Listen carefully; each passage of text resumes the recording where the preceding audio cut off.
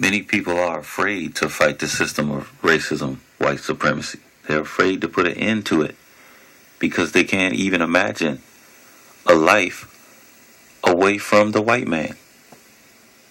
Well, we want to help you remember that we didn't always live with the white man.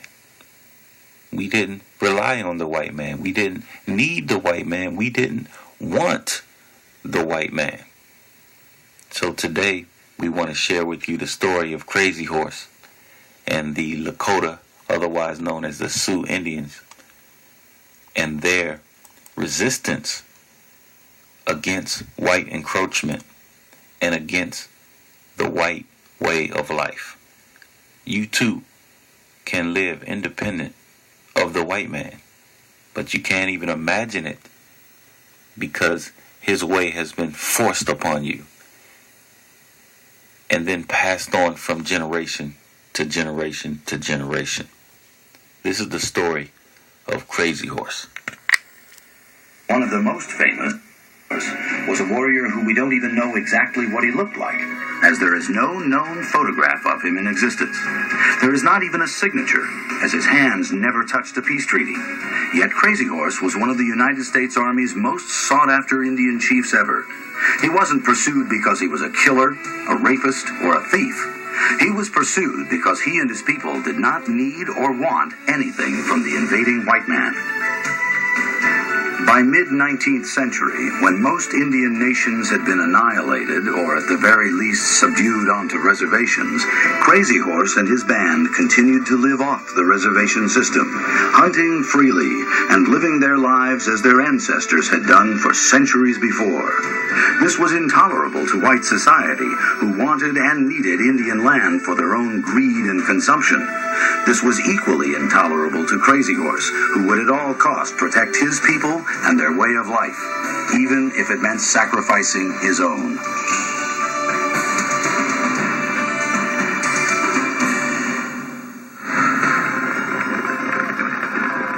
Crazy Horse was the bravest man I ever saw.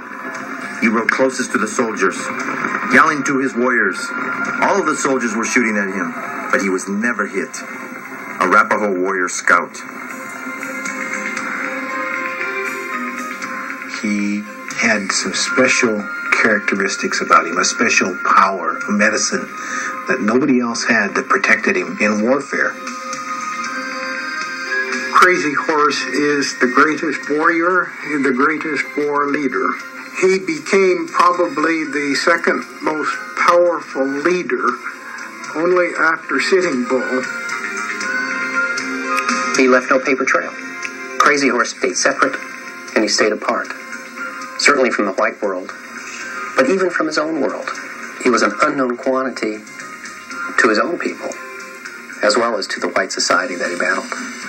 This has given to his name an aura of mystery. Mystic, warrior, cultural icon. Who really was the mysterious chief known as Crazy Horse? His story has been a subject of great debate and controversy, largely due to the fact that there is very little written documentation and no authenticated photographs of this enigmatic warrior exist. He spent most of his time away from the Indian agencies and away from the forts. And of course, the forts and the Indian agencies were the logical places where the occasional photographer might be found. So either through coincidence or through a purposeful aversion to being photographed, he never was. Since most of the published accounts of Crazy Horse were written by the white men who fought against him, they contain cultural biases that often raise more questions than they answer. But through traditional Lakota oral history and eyewitness interviews with Indians conducted in the 1930s, a more accurate account of the man begins to emerge. At the time of Crazy Horse's birth, the Lakotas were at their peak of power. Crazy Horse's early life was probably as typical as any Lakota childhood. He grew to manhood in a time when the Lakota were proud and free, when contact with the whites was minimal, in which their culture was thriving, in which their power was expanding. It was a good time to grow up. While we celebrate our great warriors and those that stood up against the white man, we must also learn from their mistakes. For most of Crazy Horse's youth, he would live with his people freely on the Great Plains, protecting their hunting grounds and warding off traditional enemies. There were enemies with the Crow, and the Pawnee to the south, the Arikara to the north, and any incursion into that territory by the Crow or anybody else was quickly repelled. In some instances, it was just a matter of chasing people back to where they came from. Some of the raids against the Crows or any other tribe perceived to be an enemy was to remind that enemy tribe that this was Sioux territory. They developed a cultural pride and superiority and arrogance, if you will, that overcame all opposition by tribes that claimed these hunting grounds initially. And so they simply just rolled over them, one tribe after another, until they were the most powerful, the most numerous tribe on the northern plains. This expansionistic, aggressive culture now came in conflict with a culture even more expansive, even more aggressive. White American society. Now, we also need to think about how our life was before the contact with the white man. How we looked at the world before and how we looked at the world after contact with the white man. We did. Great open plains, the beautiful rolling hills, and the winding streams as wild.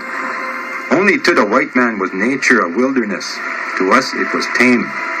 Not until the hairy man from the east came was it wild for us. When the very animals of the forest began fleeing from his approach, then it was that for us the Wild West began. Luther Standing Bear.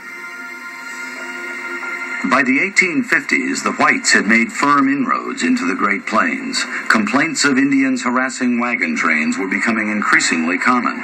Forts were built to protect settlers as they trampled across Indian land. Crazy Horse, in growing up, would have witnessed a moment of transition between a pre-white society or culture in which his people lived and a society that would thereafter be impinged upon by white settlement. Contact with the whites had both positive and negative effects on the Indians of the West. Though it provided them with a wide variety of valuable commodities through trade, it also exposed them to many white man's diseases that would claim the lives of hundreds of their people. Sickness comes with you, and hundreds of us die. In the old times we were strong, but now when the wind blows down from the mountains, it makes us cough. Yes, we know that when you come, we die. certainly the Indians knew that these diseases had not preyed upon them before the white man arrived. But at the same time, they were pulled to the whites because of the attractiveness of the horse herds and cattle herds that were moving along the Oregon Trail, herds that were ripe for the picking. So our desire for the white man's trappings was superior, as it is today, to our desire to become well, or to stay well, and to stay healthy. Grattan was an idiot.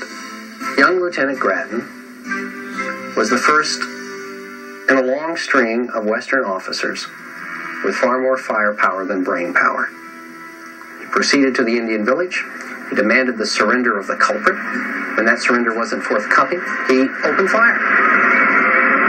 Conquering Bear was killed in the line of fire. His enraged followers descended upon Grattan and his men, killing all of them. The whole affair was totally unnecessary. But nevertheless, the Army was outraged. As an institution, it had been assaulted, one of its officers and 30 of its men killed. Retribution was demanded. A lame and worthless cow. Thus began 30 years of conflict and open warfare between the Sioux and the United States government.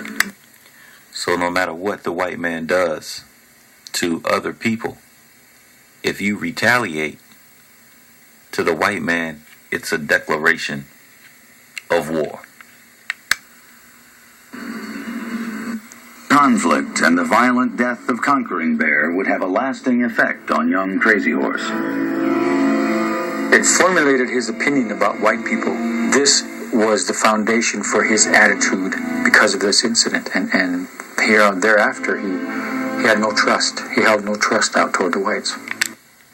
At one time, we looked at the white man's fruits, as the Christians say.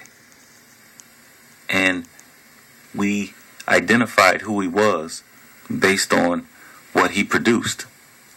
But once we integrated with the white man and his madness, we became blind, or we ignored the truth about who he was. But at one time, just as Crazy Horse, we did not trust the white man based on what the white man manifested in his behavior. Through that process, and essentially what his vision was his own future.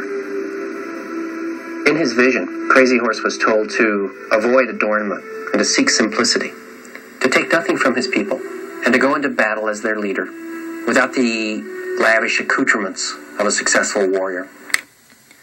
The life of Crazy Horse reminds us what many of our greats say today, and that is, if you want liberation for your people, you can't do it for profit. You have to do it for the sake of seeing them free.